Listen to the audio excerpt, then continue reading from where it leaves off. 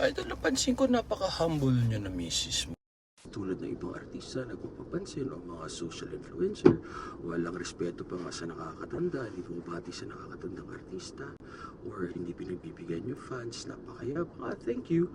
Nasa pagkatao yan, nasa pagpapalaki yan ng magulang or ng sistema. Ako kasi pinalaki ako na gumalang sa mas nakakatanda, mas senior.